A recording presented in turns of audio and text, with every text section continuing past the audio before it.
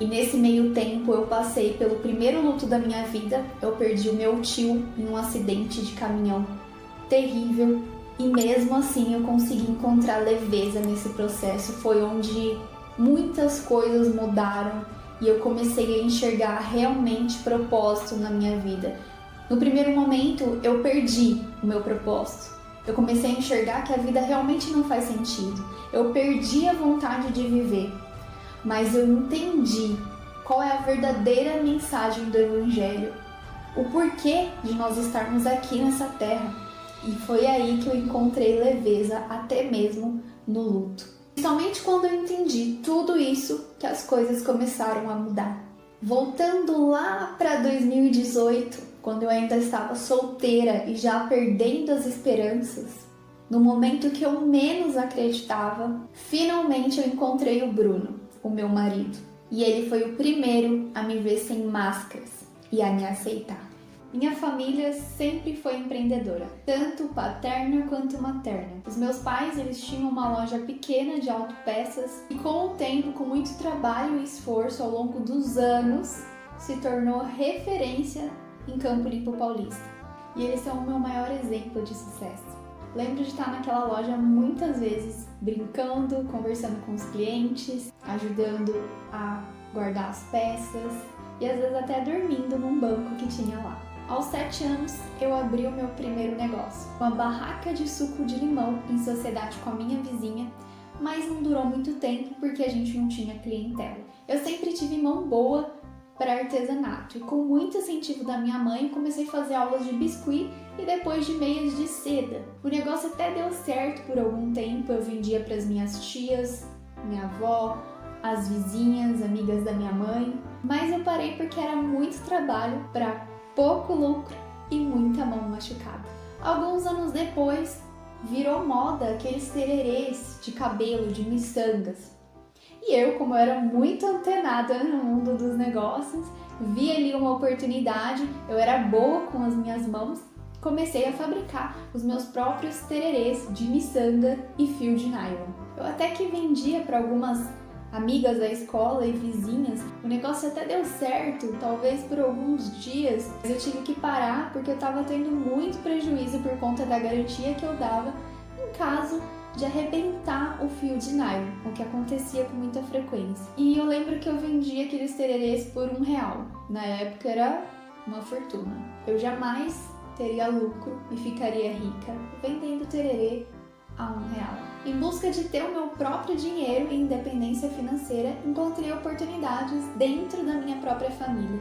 A minha avó era boleira e ela de vez em quando enrolava balas de coco.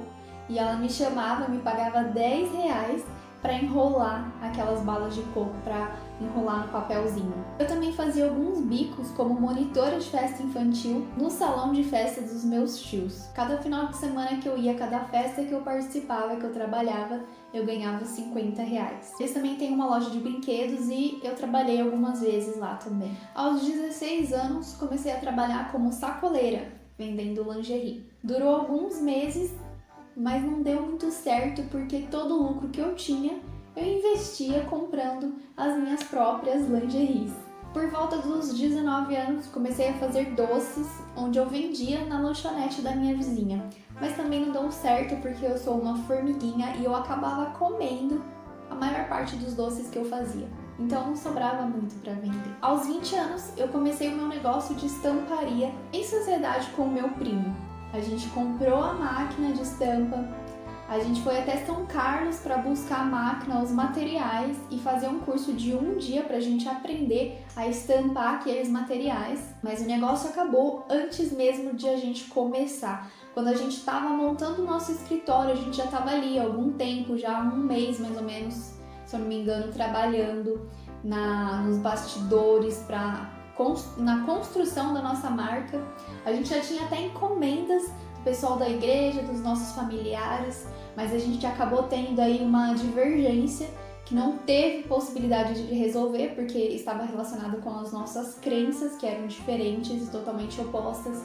A gente não conseguiu chegar em um acordo e a gente acabou tendo um desentendimento e acabando com a nossa sociedade e com o nosso negócio. eu desisti. Trabalhei alguns anos na CLT, trabalhei na loja do meu pai, dos meus tios, em algumas empresas como telemarketing, mas eu nunca parei de ter ideia, eu só parei de executar. Após os 22 anos, entre 22 e 30 anos, eu publiquei aí os meus primeiros livros físicos, foram 2 livros, onde eu fiz todo o processo sozinha, desde a escrita até o processo, toda a burocracia aí para chegar na parte da publicação e das vendas. Criei 2 canais no YouTube, esse aqui, que hoje nós somos 34 mil inscritos, mas no começo não foi nada fácil. E o outro canal que é o Idioma Sem Complicação, que não existe mais, mas nós chegamos a cerca de 8 mil inscritos aí e só não cresceu mais porque eu realmente parei, mudei a minha rota. E hoje eu sou grata por cada um que está aqui comigo, fazendo parte dessa comunidade. E foi nesse intervalo, quando eu estava trabalhando no meu canal no YouTube, divulgando um dos vídeos que eu não sabia, mas era um spoiler do que ia acontecer na minha vida, que eu encontrei o Bruno, no primeiro dia do ano de 2018. E aqui no canal tem alguns vídeos que eu conto essa história, tem até uma playlist, eu vou deixar aqui na descrição para vocês acompanharem. Aos 28 anos de idade, me encontrei finalmente na vida sentimental, foi tudo assim muito rápido. Eu conheci o Bruno no dia 1 de janeiro de 2018 e no dia 14 de dezembro de 2018 nós já estávamos casados. Eu comecei a crescer em várias áreas, me mudei de cidade, engravidei e logo veio a pandemia. Eu não pude aproveitar a gestação como eu queria, nem desfilar por aí com meu barrigão. E por muito pouco eu não fiquei sem fazer as fotos da gestação.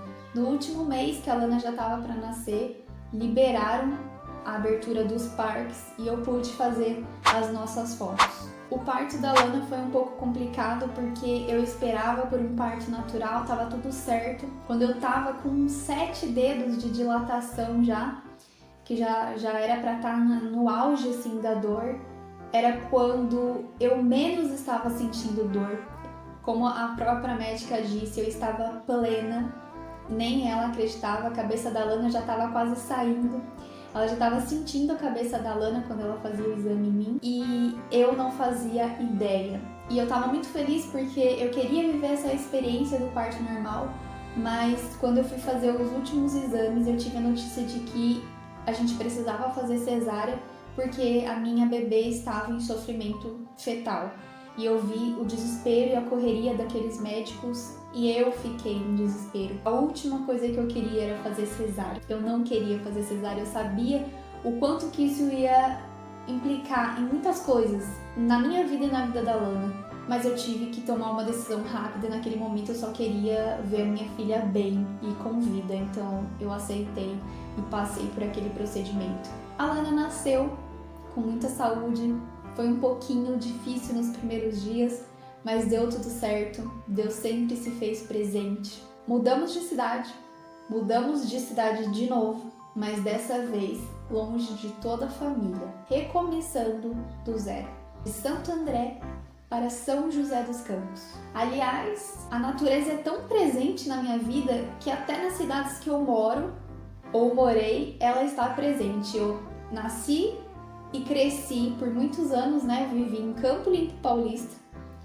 Me mudei para São Bernardo do Campo quando eu me casei, fui para Santo André e a cidade que nós escolhemos morar, São José dos Campos.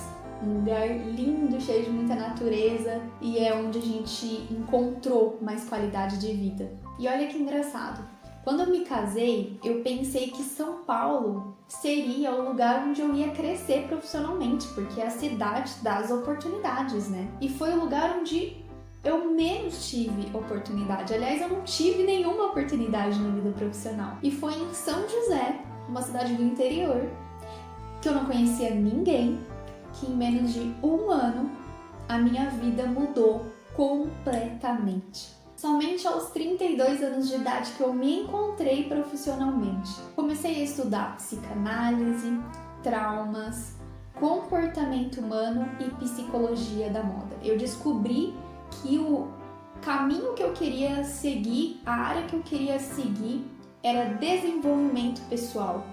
e que isso sempre esteve presente na minha vida. Eu sempre caminhei para isso, mas eu nunca me dei conta. Eu que sempre vivi perdida, multipotencial, queria fazer muitas coisas, cada hora uma coisa diferente. De repente eu descobri que tudo aquilo fazia muito sentido, sempre fez muito sentido na minha vida, mas eu demorei todos esses anos para entender que a resposta estava ali, diante de mim.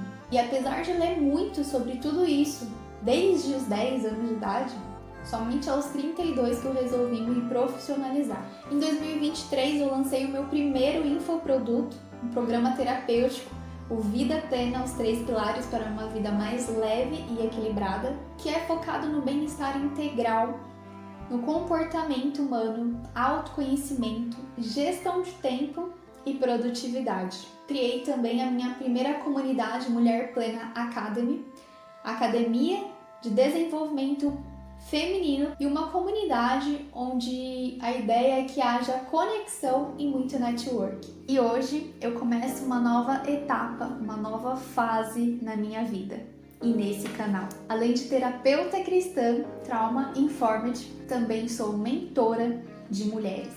Mas não é qualquer mulher, é aquela mulher sonhadora e determinada, forte e sensível, simples e ambiciosa, empreendedora e empresária.